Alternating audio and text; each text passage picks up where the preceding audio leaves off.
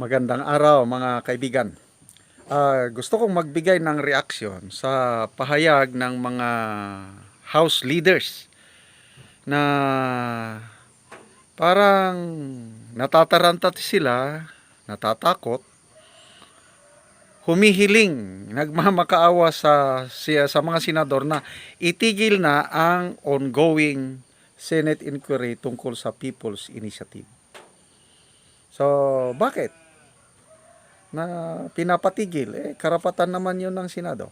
Okay, pakinggan natin itong UNTV News tungkol sa pahayag ng mga House leaders at magbigay ako ng reaksyon mamaya. The House leaders are appealing to the Senate to focus their attention on passing resolution of both houses number 6, which aims to amend the economic provisions of the 1987 Constitution. This call for attention comes in the wake of the Commission on Elections or COMELEC suspending proceedings related to the People's Initiative campaign. There is only one sure way to stop that People's Initiative. And this I appeal to our friends in the Senate. You pass your RBH 6 and the House of Representatives will welcome it. You transmit it to us, we will welcome it with two open arms. Version nyo na. Kayo na bahala, magbalangkas kung anong version gusto nyo, anong economic provision. You pass RBH 6, the People's Initiative will be dead in the water. Yung abolition, mawawala yung Senado. Kung narinig niyo po ako, guni-guni niyo lang po yun. Wala po sa isip namin yun. For lawmakers in the House of Representatives, the ongoing Senate hearing on the People's Initiative campaign is deemed as a waste of time. Yes, it's a circus. I mean, multi-academic na eh. Nag-rule na yung COMELEC kahapon and bank. Kasi another stumbling block na naman to na ginawa ng Senate para umusad na naman yung diskusyon sa charter amendments. So I hope it's not a political strategy that they're employing to delay discussion on charter amendments. Huwag na natin pag-aksayahan tong panahon dyan sa ating Senate investigation. Kasi sinabi na ng COMELEC, tigilan na eh. So, magtrabaho na tayo. Let's walk the talk. Speaker Martin Romualdez once again denied allegations of involvement in vote buying related to the People's Initiative campaign. He also reiterated he has not led any signature campaign. Meanwhile, the House leader has responded to the heated remarks of his cousin, Senator Amy Marcos, on the People's Initiative campaign to amend the Philippine Constitution. He appeals to her to stop the conflict and focus on their work. The speaker also told Senator Marcos that there's no need to be rude. He expressed openness to engaging in meaningful discussions with Senator Marcos to address any concerns and issues for the betterment of the country. However, Senator Amy responds to Speaker Romualdez. Ceasefire daw. Wala daw bastusan. Siya naman ang nagsabi, walang pake ang Senado. Ayan. Siya nagumpisa. Nung inugali ko, yung ugali niya, umiiyak siya. Okay, so si Congressman Suarez, sabi niya, it's a waste of time. It's a circus yung ginagawang Senate inquiry led by Senator Amy Marcos. So dapat itigil. Sino pa? Representative Roman. Nang dahil lang daw sa suspension ng COMELEC sa pagtanggap ng mga signature forms, dapat itigil na rin ng mga senador ang pag-imbestiga tungkol sa PI. Sino ba yung nagsalita? Representative Gonzales, yung Deputy House Leader, Senior, ito yung pamalit kay Gloria. Sabi niya na agam-agam lang daw yung pangamba ng mga senador na madidissolve ang Senate. Yan naman itong si Congressman Dalipi na nananawagan siya ng i-focus na lang ng mga senador yung economic provisions. I-finalize na yung Senate version ng amendments ng economic provisions, ipapasa sa House at susunod na ang House. Ganon ang tema. Para yung usapin ng People's Initiative, Charter Change, dead, patay na daw. once na itigil ng Senado ang ongoing investigation at mag-focus na sa economic provisions. So ano sa tingin nyo? Ang mga senador ba ititigil nila ang Senate inquiry? Kasi may mga susunod pa eh. Tingin ko nito na alarma na taranta na ang House leadership yung resulta ng unang hearing sa Senado. Kasi nabuking yung si Mr. Oñate, yun yung leader ng pirma, nagpapapirma.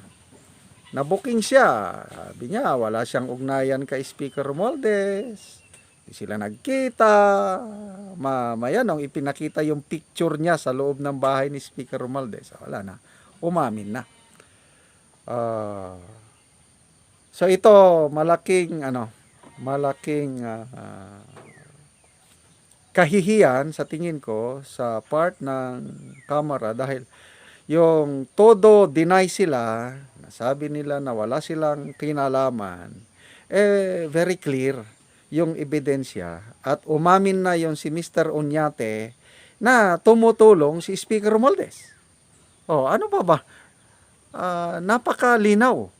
Umamin dahil no choice siya kundi bakit siya nandun sa bahay ng Speaker of the House at meeting.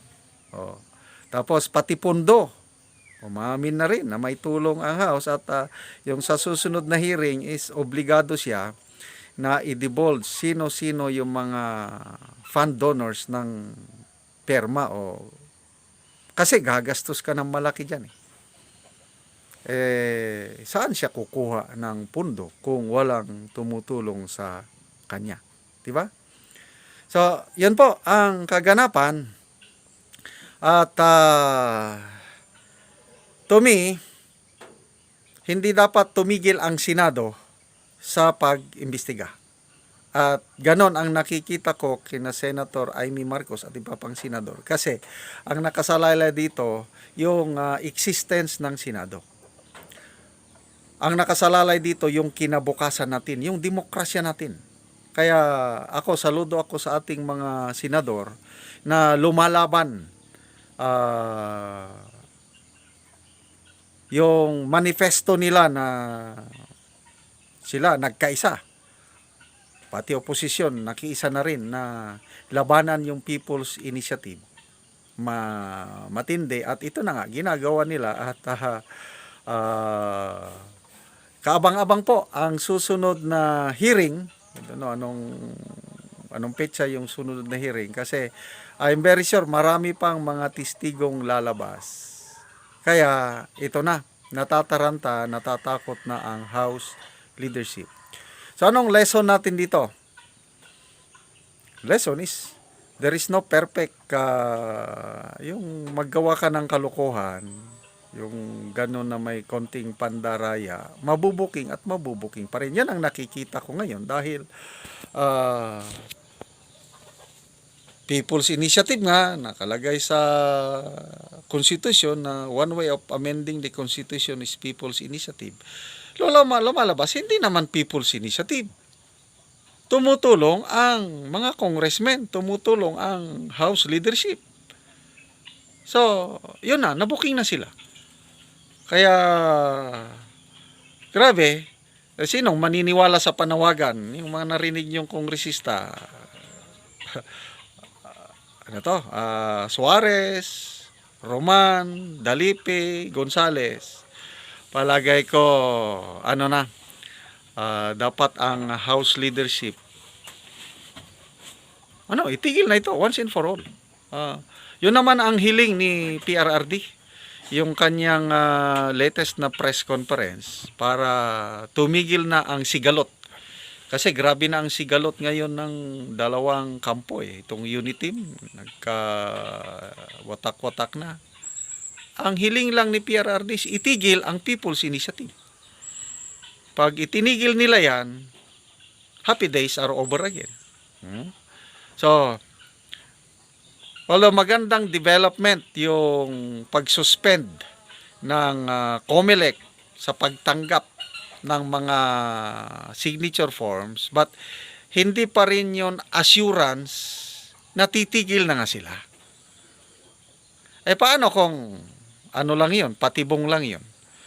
At mamaya biglaan isusulong ulit.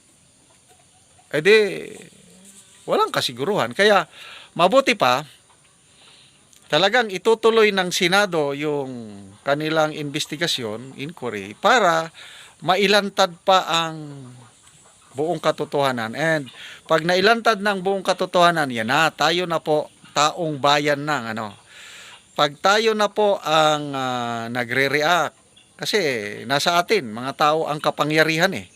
Pag maramdaman nila yung pressure from the people,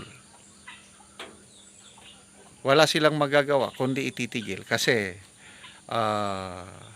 nasa atin ang kapangyarihan. Takot naman ang mga yan sa mga tao kasi pag nag-fail sila, magkakaroon ng election ngayong 2025, edi patay yung mga congressman sa kanilang kanya-kanyang distrito kung ituloy nila itong gawaing ito na inaayawan ng sambayanang Pilipino. Okay, so pasalamat tayo sa mga senador at ang mga magigiting na testigo. Mahirap yung ginawa ng mga testigo, humarap doon. Don't know kung anong mangyayari sa kanila, but sana naman hindi pag-initan ng mga House leadership yung mga testigo na humarap sa Senado. That's part of democracy.